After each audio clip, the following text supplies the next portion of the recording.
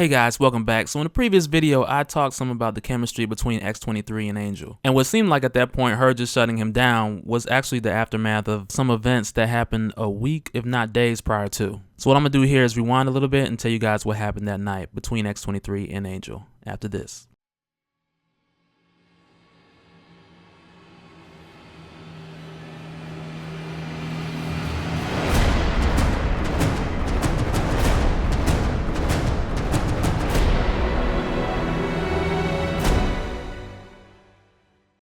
Alright, so just as a refresher, in the previous video, we had Angel going to give X-23 a hug, and it was a real awkward moment. And this happened right outside the Weapon X facility, right before they ran into James Hudson, and I'll leave a link below if you can see that whole thing. But her behavior here is a little bit more than the usual cold shoulder that she would give him, because aside from the issue that they're faced with here, she still doesn't know where she wants whatever happened the other night to go moving forward. And on top of that, they're kind of standing in the same location of where he asked her out as well. So now Angel's made his flirtatious remarks before, but it never really got him anywhere with X-23. But at the end of the day, being persistent is the key. So when she agreed that they can get away and do something, she told him, like, you're not going to be carrying me. So Angel's like, cool, I got something for that. So he goes and steals a bike, and it's Cyclops' bike, just to be specific. And mind you, Angel is rich. So when he takes Laura away to one of his family estate retreats, she literally wakes up to the silhouette of an angel flying in on the sunrise. And the night before that they shared was real crazy. X-23 got super wasted and she barely remembers what happened. So Angel's like, no problem, I'll fill you in on everything. And when he tells her the story, I can't help but think of Lewis from Ant-Man giving her the whole breakdown of what happened. Cause he'd probably be like, okay, so you remember when I picked you up on that green bike? Okay, we're just gonna say it's red just in case somebody listening. So we went downtown and hit up that new club called Blackout. And he was pulling me to go inside the club, but I was like, hey, we parked here in the middle of the street. This is a safe place so the bike can get restolen? But then I thought for a second, I was like, wait a minute, I'm rich. If somebody takes it, I'll just buy Scott a new one. And so then we make our way inside, and I'm telling you, it looked like weirdos or us had going out of business sale, cause they are everywhere. But you wasn't paying none of that no mind, cause you was into the music, just dancing. And to me, it was a spectacle, cause I'd never seen you dance before. And you was looking crazy stupefying. So right then, out of nowhere, this really weird chick starts humping one of my wings, right? And I'm telling you, she had a voice just like Pauly Shore, cause she comes close to me and whispers in my ear,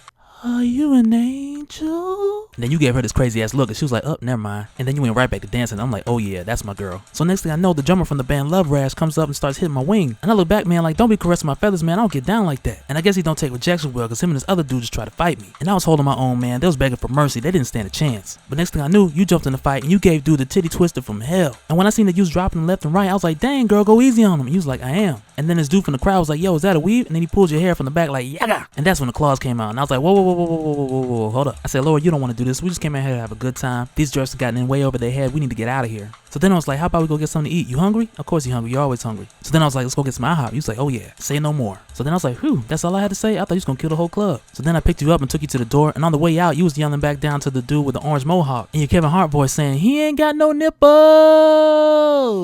And that was the night before in a nutshell. And so as Angel's telling Laura the story, she starts to recall it, and she admits, yeah, that was fun. And you can tell here that she's torn between pulling away or diving all the way in. And she even asks Angel here, like, do you know about my past? And he tells her all that he knows really is that she's tortured by it. So then she's like, why do you like me? Why don't you like Jean? She's prettier. And Angel's like, that's not true. So then she's like, look, you're prettier than me. And Angel's like, yep, now that's true. And you can totally tell because of Laura's past and what she's been through that she's convinced, or she's trying to convince herself, that she doesn't deserve to be happy. And Angel's not buying it because he feels like for once there should be nothing wrong with them not being chased by some mutant hating mob of people. So Angel's just like, stop trying to talk me out of enjoying your company. So then jokingly he's like, why do I like you? And that at least makes her crack a smile. But not too long after that, Laura lets Warren know that they should be getting back. But at the same time, leave it up to him, they probably never go back. But what trips me out is like, as they get back, she's like yelling at Angel the whole time. And she is threatening him like, you better not tell anybody about anything that happened between us. And she's like, when we get back there, just do me the courtesy of being a gentleman. And now, so when they get back to what's now the new Xavier school,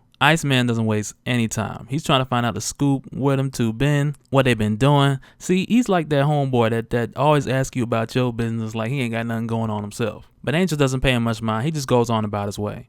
But at the same time, Jean Grey also takes the opportunity to talk to X-23. And when she approaches Laura, she treads very softly. She's like, hey, okay, look, I'm not trying to get you to cut off one of my fingers, but I just want to say, hey, you look a little happier than usual. And just letting her know that that's a good look. And at first, Laura's not trying to hear it. She's like, hey, look, I know most of you girls have this little thing where you get together and you talk about your feelings and all that, but that's not me. And Jean's just like, hey, look, I just want you to know I'm happy for you and that Warren's a great guy. Like, he's over there not even telling anybody anything. And hearing that calms down Laura a little bit, and she tells Jean that she's not used to the whole good guy thing. And Jean gives her a good drop of advice, telling her to just enjoy it for whatever it is. Meaning not to take it too serious, but at the same time, don't deprive yourself from something that could be something very special. But that'll do it for this one, guys. Be sure to hit that like button. I got plenty more spills on the way. Plus, the new gaming channel is up now, so you can go check that out. I'll leave the link below. And just a heads up, I got more Venom and Spidey content coming your way too. And like, I've cut back from doing a lot of the movie talk, announcements and stuff like that, because so much news drops, and then the next day or the next week, that news changes. But I will say I'm excited about Tom Hardy being casted as Venom, and it does make me want to do some more Venom stories. But yeah, just let me know which one you guys want to do. We'll probably take like a Twitter poll or something. As a matter of fact, yes, hit me on Twitter and then we'll take it from there. We'll take a poll and see which story we'll start with. But as always, it is a pleasure, and I'll see you guys next time. All right,